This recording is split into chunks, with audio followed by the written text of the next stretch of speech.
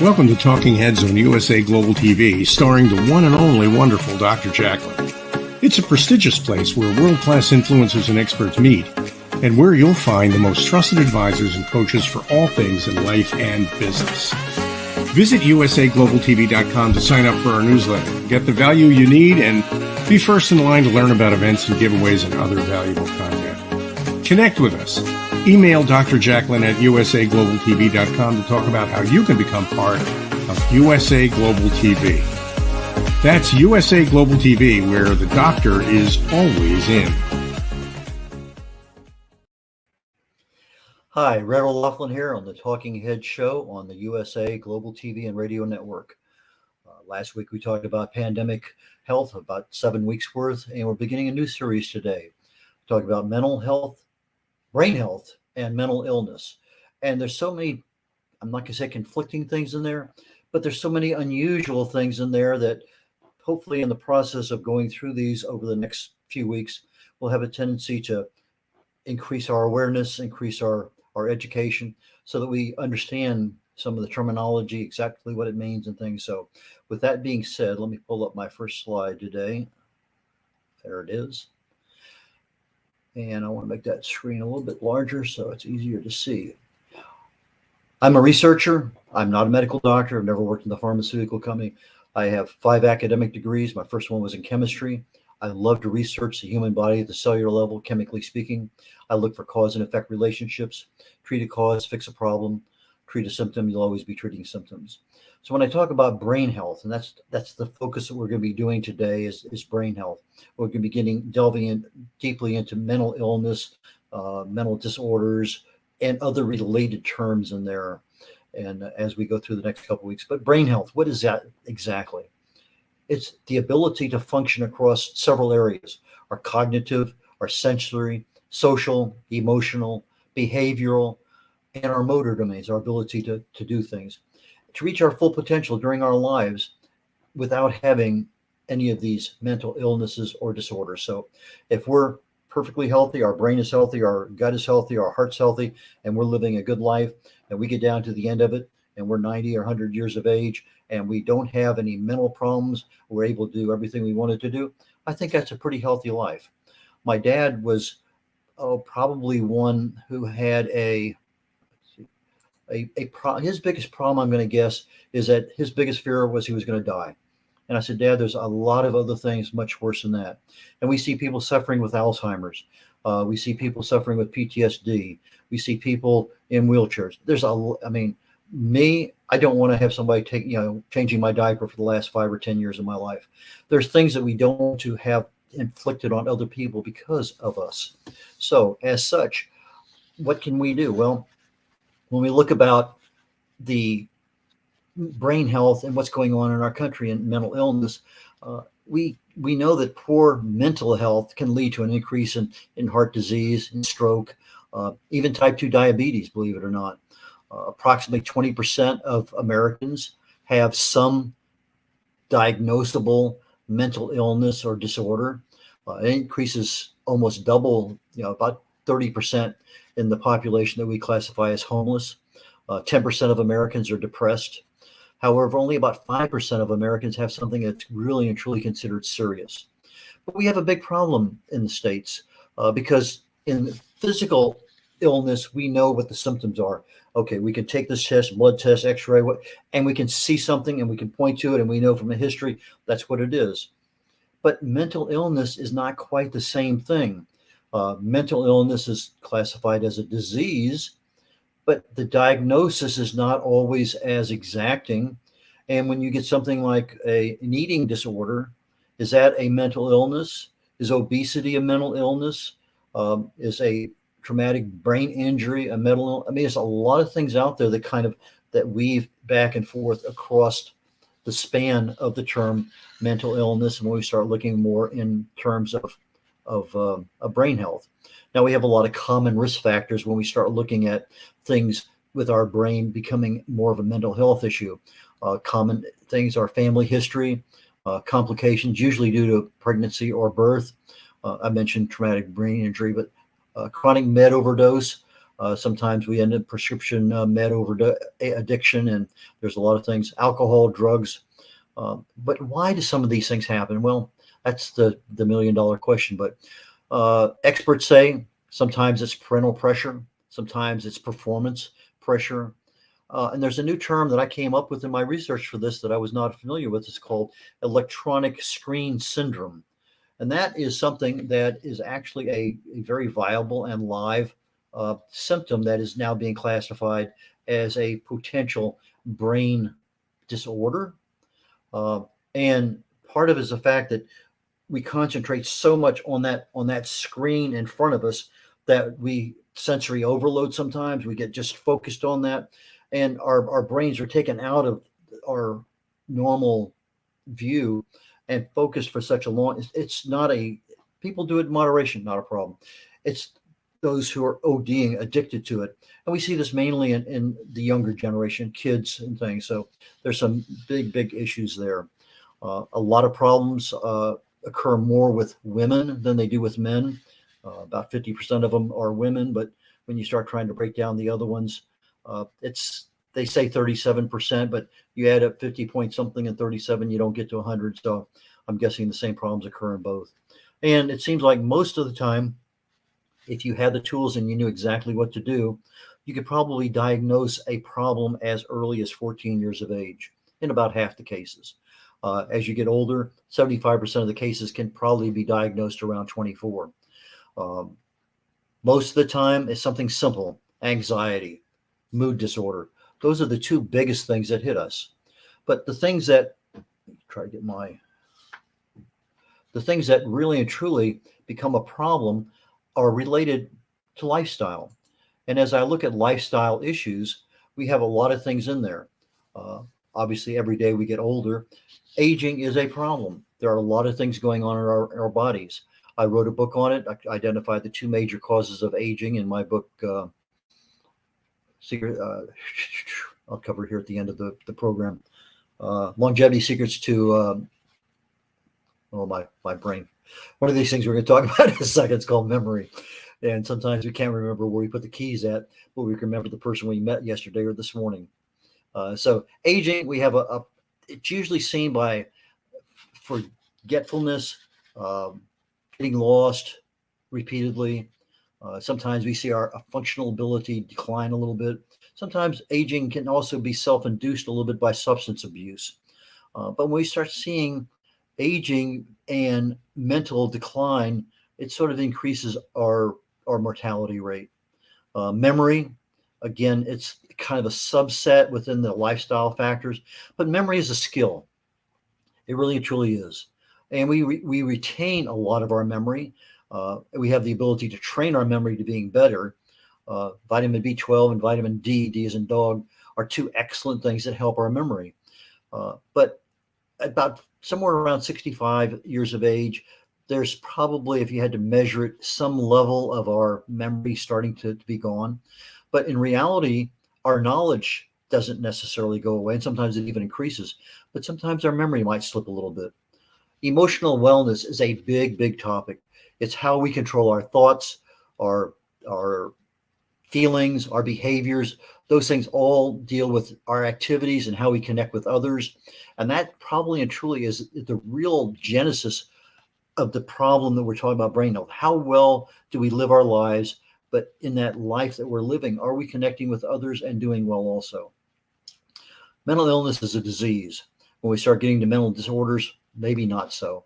But when we look at mental wellness, we're looking at our thoughts, our feelings, and our behaviors. But when we start getting into mental illness, we start looking at an issue of fear and confusion and mood changes. All those act in, and they start to have a change in our emotions and our thinkings and our behaviors. And those are measurable. They're noticeable. Mental illness is probably and truly at the root cause down at the neuronal transmission. You know, we can measure how fast neurons are going there, or maybe we don't have as many. You do a CAT scan or an MRI, and all of a sudden, hey, there's some major disruptions in this part of the brain. Our serotonin levels are much lower when people have some level of depression, anxiety, etc. But mental disorders are usually classified somewhere along with an origin or cause. They're difficult to diagnose. There's no clear clinical evidence to say, okay, this is a mental disorder. And we're going to cover those in a lot of detail. So it's not what I'm going into right now. We have PTSD. We have that's labeled as a mental health condition, not a disorder, not an illness, but a mental health condition. So why are we using all these different terms? Mental health generally is emotional well-being, where mental illness, we start having changes in our thoughts and our behaviors. So those are the typical differences in those terms. But continuing on with more lifestyle issues, we have the thing that all of us know about all the time, and that's our diet. We're going to get a little bit more into detail in just a second or two. We have nutrition. We have our medicines, and I'm talking primarily prescription medicines in this particular case. Stress management, weight management, and one thing I threw in there because I think it's very, very important for this topic, I'm calling it cholesterol management. That is something that most of us don't even think about, but it's something that we should consider significantly as part of our health process, particularly our brain health, our mental health. So as I'm looking at other things, see, I need to change that one. Yes. And I don't know why. I honestly don't know why some slides pop up big and clear and other ones don't. They're all the exact size font. Everything's the same from one to the next, but when I get it onto the system, anyway.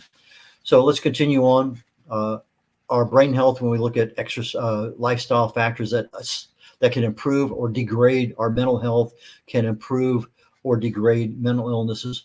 Another lifestyle factor is exercise. In fact, I just read an article this week where exercise in treating Alzheimer's was rated above 3 leading medicines in the ability to address some of the cognitive difficulties with Alzheimer's.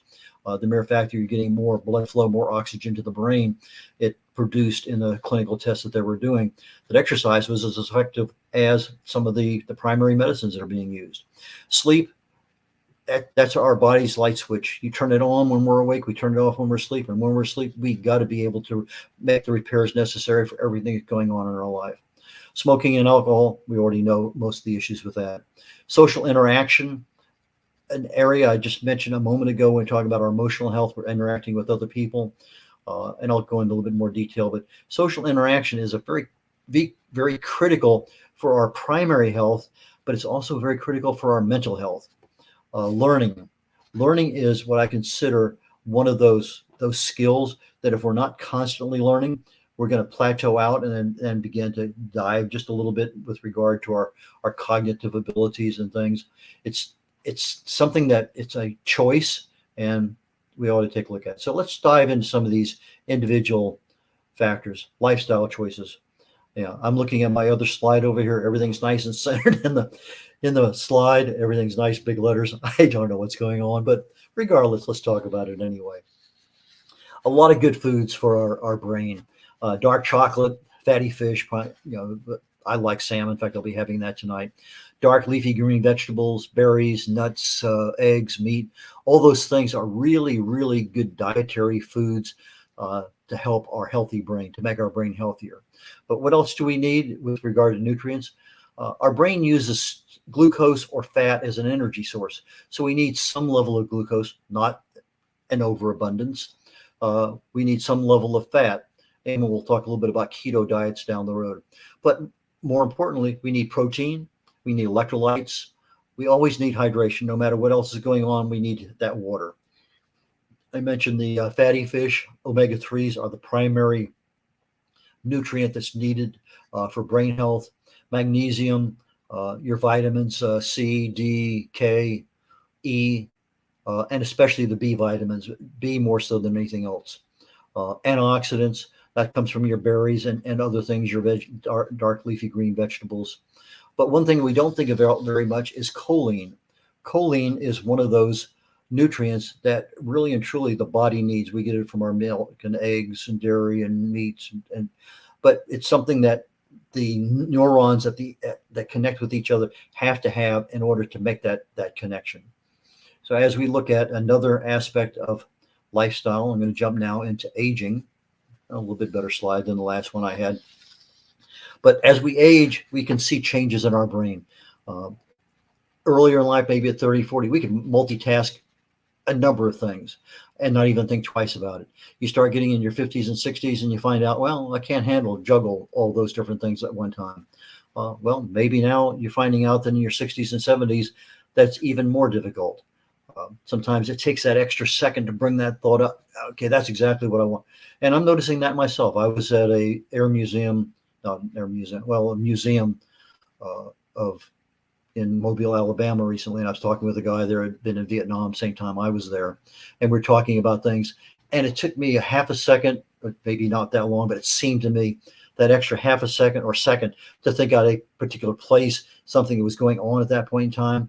And I thought to myself afterwards, is this an issue with aging, or is this an issue with just part of getting the fact that I'm not thinking about it very often, and I want to tell something about it so quickly so I can respond? And again, I'm trying to stay within the limits of what Dr. Jacqueline teaches in our listening deal. You want to let the other person finish completely and start. And so I'm sitting there. I want to say something. I want to say something. I want to say something. And okay, they finally stop. And then, okay, now that I have to say something, I can't think of what it is. So it's kind of crazy, but it is what it is. So I do what I can with it. But as we get older, we ought to start seeing changes in our routine memory, not so much in our knowledge. Our knowledge actually has a tendency to increase with age, but sometimes we forget where we put the keys. Sometimes it's just little things that we touch every day. But I mentioned earlier, sometimes you can meet somebody new that morning and can't remember where you put the keys that afternoon, but the next day you know who you met. And so it's kind of a funny thing the way our memories work. Or communication issues are things that are relating on our neurons to do the heavy lifting. And as we start getting older and everything, things start to change a bit. And part of our brain actually starts to shrink. It actually gets smaller. Physical brain shrinks. And it starts in about our 30s, noticeably in our 40s, not a big decline. It's more noticeable, a faster rate in our 60s. But probably by the time you get to your 70s, it's a noticeably smaller brain than what we had before. Not big, small, but about 6%, 6% smaller. But as we're looking at things, we can say, okay, I'm going to blame it on that. But we have the ability to keep the nutrients that we need in our brains and keep our brain healthy, keep it at a low risk of developing any kind of memory issues. As we get older, our risk for stroke and other age-related diseases take place. But one of the things that we've heard for so many years from many people is use it or lose it. And that applies to the brain. As we're looking at, crossword puzzles, reading, games, a lot of things there is challenging the brain. If it's just something that you're going back and forth and it's not very challenging, might want to look for something else. Let's jump now to another lifestyle factor. And now we're going to touch on prescription. Okay, come on. Okay, there we go.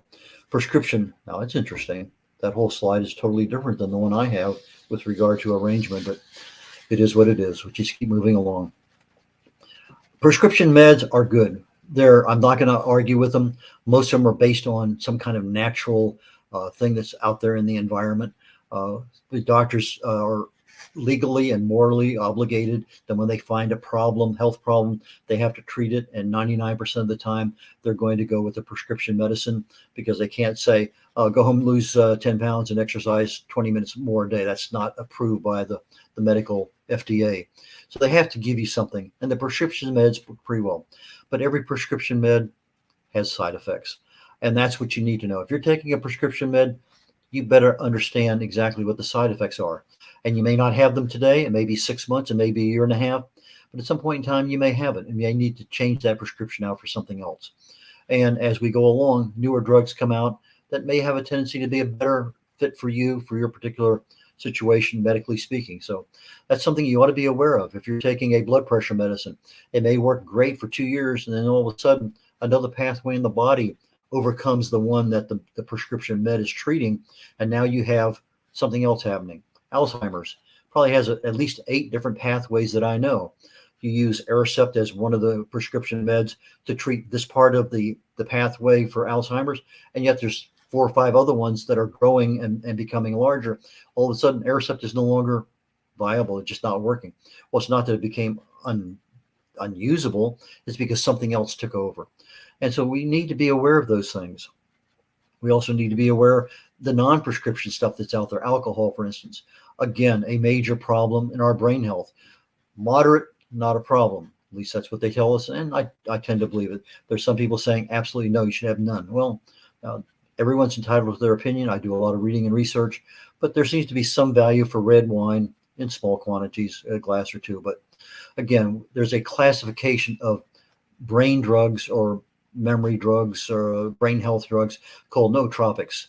They boost brain performance. We have a lot of natural ones, ginkgo biloba, American ginseng are two. There's a lot of other ones out there that are prescription, a lot of good information on them.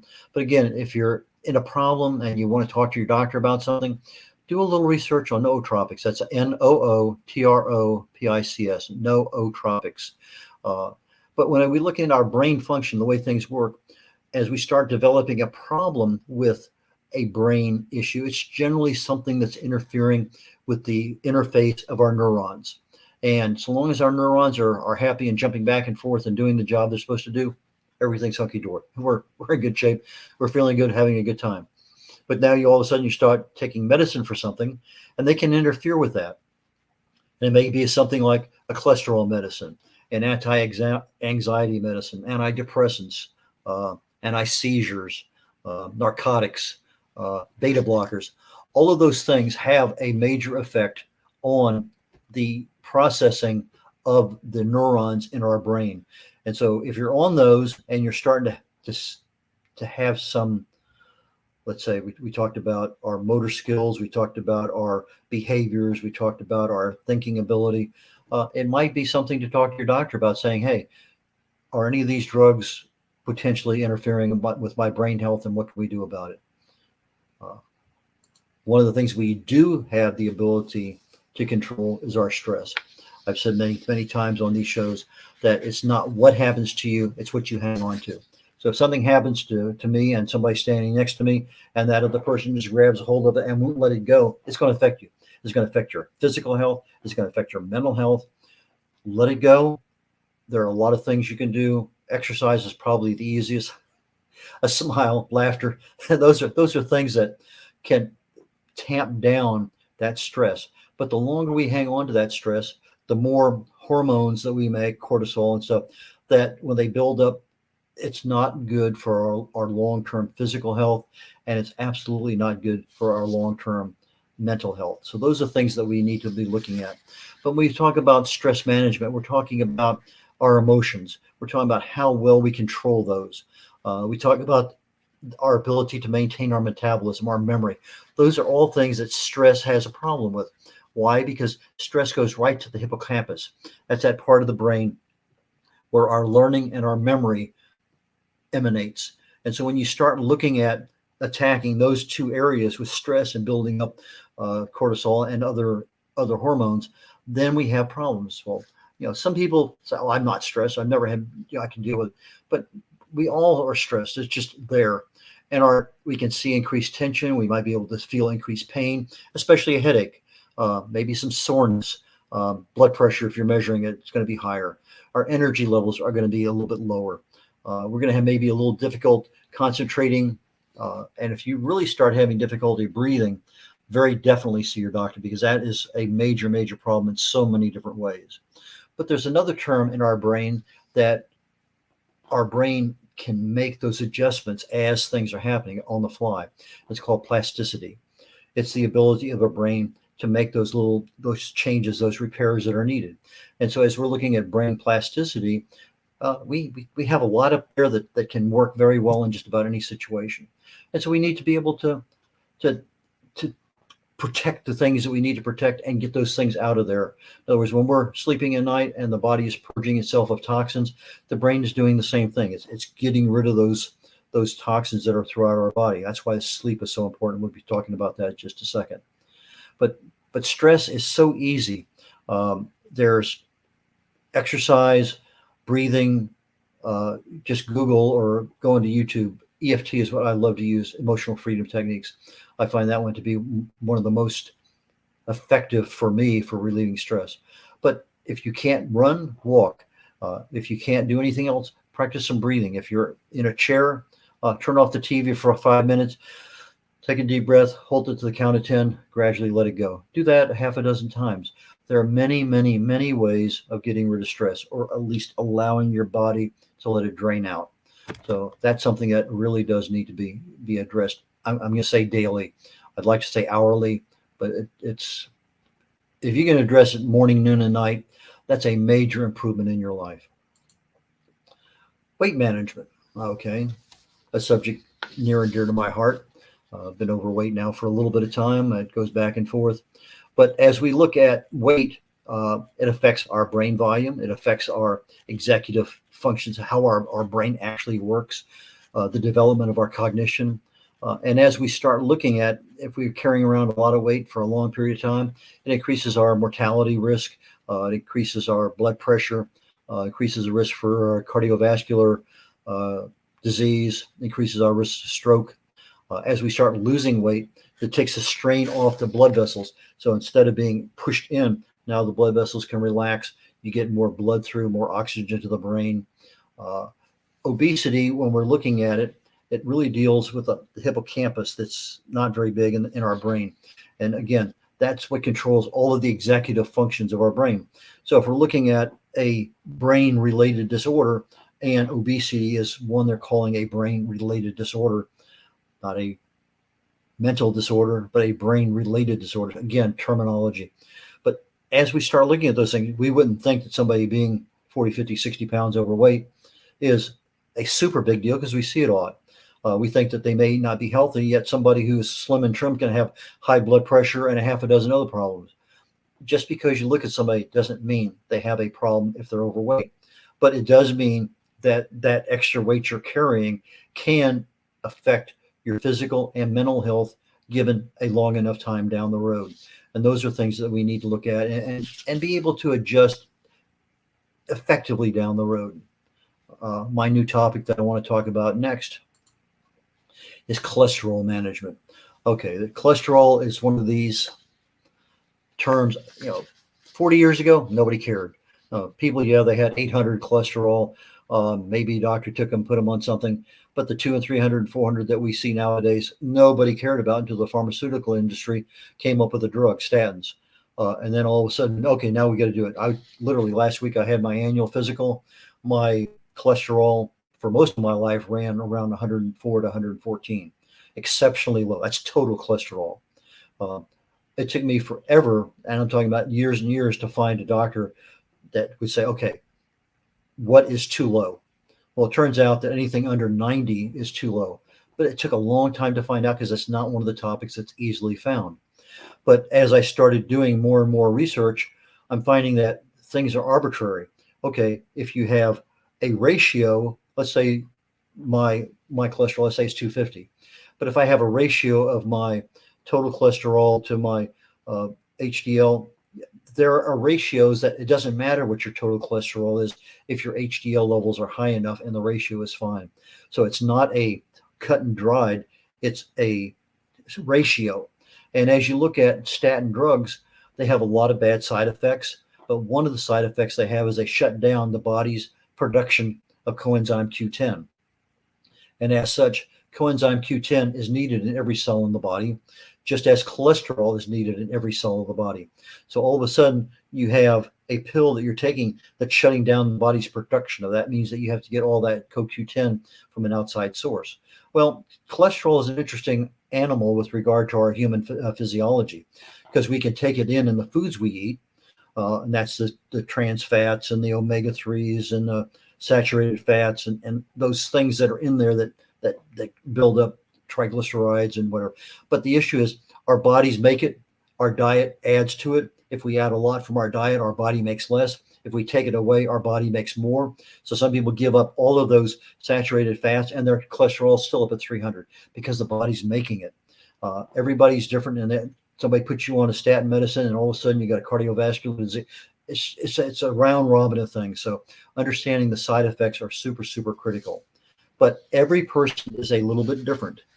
Every cell needs to the cholesterol to make hormones and also makes vitamin D. But cholesterol is also needed in so many aspects of our brain. Our brain is probably the biggest user of cholesterol in our entire body. When we have really, really high cholesterol, yeah, that can affect the brain. It affects your cognition. It increases the risk of dementia, increases the risk of OCD, also increases panic disorders, anxiety. A lot of things are affected when it's too high. But you go to what's too high, well, they're going to tell you 200. But in reality, it's not a cut and dry. But if it's up there at 800, definitely have a problem. If it's at 400, might have a problem. But you need to have somebody who really and truly understands those issues far, far better than just a number on a piece of paper. And that's what is super critical in understanding all of these things. There are a lot of things going on in the body. They're all interconnected. Our gut is more connected to our brain than most people believe. And we'll talk about that in a lot of detail. But we're looking at the right amount of time right now. So I think I'm going to close out with slide number 10, and we'll pick up slide number 11 when we come back next Thursday on Talking Heads. This is Red O'Laughlin, and let me go ahead and see what I can do here. Nope, don't want that. I'm trying to figure out how to remove the slides. Regardless. Okay, I'm Red O'Laughlin. There we. Thank you very much, Dr. Jacqueline. I appreciate that. I should have given you a heads up. This is Talking Heads program on the USA Global TV and Radio Network. For the next few weeks, we're going to be talking about brain health, how we can make it better, how we can identify when we have a problem. What are the easy fixes? What are those things we really need to talk to our doctor about? And then when our mental health, our mental illness, our mental disorders, our brain-related issues, what are those things and what can we do about them? Because as we get older, our risk of dementia and other things are going to creep in. And if we can stop those in our 30s and 40s and 50s, great. If we can stop those in our 60s and 70s, even better.